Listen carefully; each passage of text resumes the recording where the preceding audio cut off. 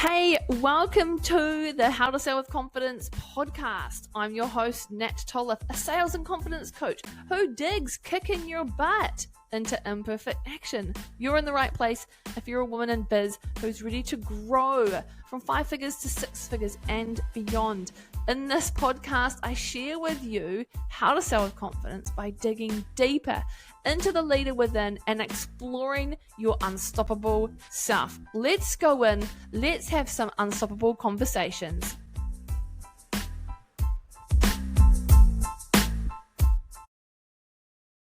Hey, welcome to this week's episode all about, do you need a second brain? Now, it's not what you think it sounds. It's actually a great strategic tool to give to your key team members. So to all my CEO babes, all of you out there who are running teams, I want you to answer these questions. Do you feel like every single business decision has to go through you? Do you feel like your team comes to you for everything, even though you've probably got the processes and systems, but you're the bottleneck, the firefighter, the chief of everything all at once officer?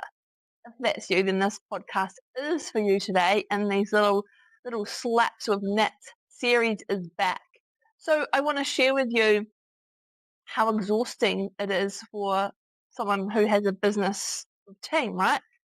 And if they're constantly coming to you, it's actually a sign that your business ecosystem is out of whack.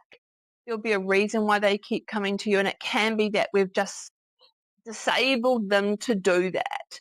So today I really want to show you how to protect your most valuable asset, and that actually isn't your team, it's your time and your energy than your team. Because if we can protect those things, you're going to have more time and more energy to keep empowering them and enabling them to do the work that they want to do.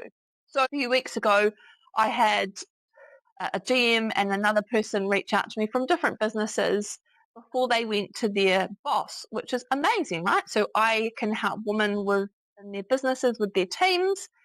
So I coach the owners, and then I can coach the key team players. So both of these women who came to me, they didn't come to me to complain. They just came to me to troubleshoot, like that second brain who wasn't the business owner, because there was a fire to put out. And because I'd said to our business owners, set the prerequisite that they need to step up and let them do it.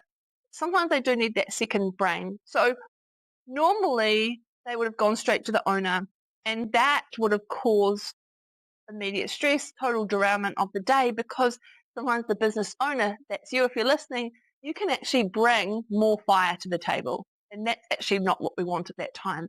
So instead, with this particular general manager, we were able to troubleshoot the solution together. I could check in that she was okay, what was her solution. We got immediate ducks in a row, and then we stress tested that plan.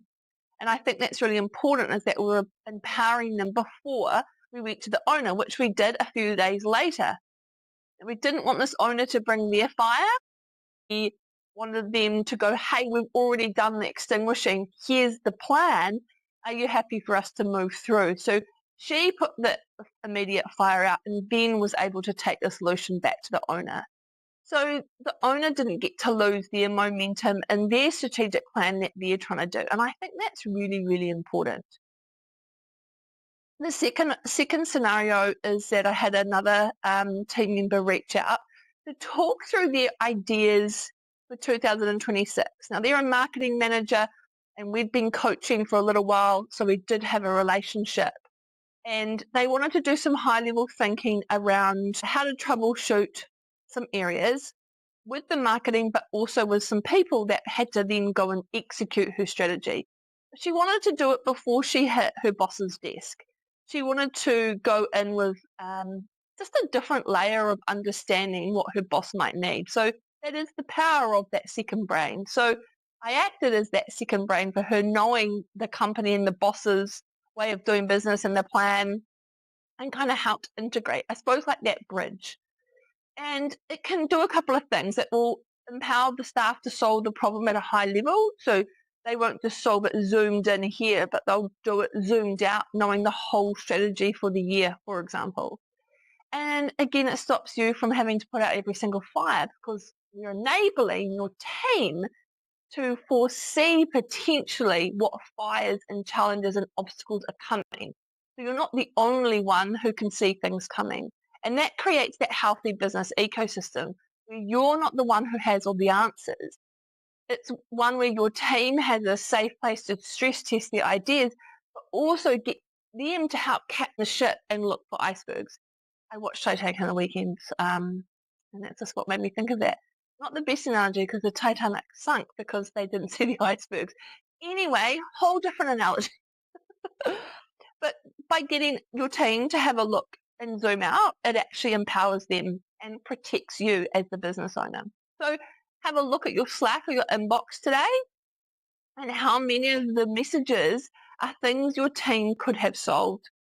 And I think it's something to really stop and think about, because if they did have the right support or framework to follow, what would that look like for you? Now, I have a client who's in the messy middle of trying to get her team to step up so she can step up and doing some other things. But what can happen, and it's about choosing your hard, right? It's hard being the chief of everything, and then it's hard to delegate to your team. They're both hard because your team, for quite a while are not going to do it as well as you. We know that, hands down, 100% can guarantee that. But over time, they will get it done and it will work. But we have to give it the room to do that. So they're both hard solutions to the problem. We know that you doing everything doesn't work because you're tired, you're burnt out, it's overwhelming, and sometimes you just want to burn the whole thing down. So choose your hard, and when you're empowering your team, again, you don't have to do that by yourself. You can do that through some really clear communication, but also making sure that you have the support that you need. So if you're feeling like the bottleneck, you probably are the bottleneck. Let's just call it that. If you think, then it is. I think just be okay with that. Just recognize that maybe you are the problem. I was going to say to my clients this year, I was going to give them a mug that said, "Hi, it's me, I'm the problem." And that's where Second Brain can really help your team and remove you and see what actually your team is capable of. Something that in New Zealand that we do a lot of is someone who's technically good at the skill we employed them in, and if they've been with us a little while and we see some leadership qualities in them, was we will promote them, which is great, right?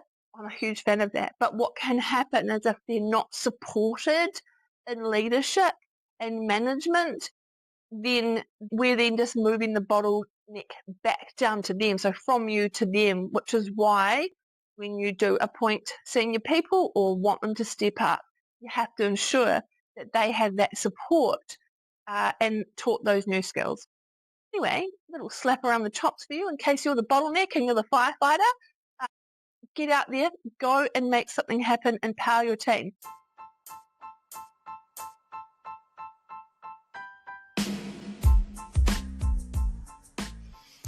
Hey, you gorgeous crew, thanks for listening again. And if you've been under a rock and you didn't know, my second book is available, Become Unstoppable, How to Stop Playing Small, Keep Up with the Bloody Joneses, and Play a Bigger Game. If you want a copy, you know what to do. Come over to my website, www.natalietolhopf.com, and grab yourself a copy. And remember to share this podcast around with your biz friends. Plus, if you're liking it on whatever platform you're listening, please give it a rating so we can keep it going around and around. Catch you later.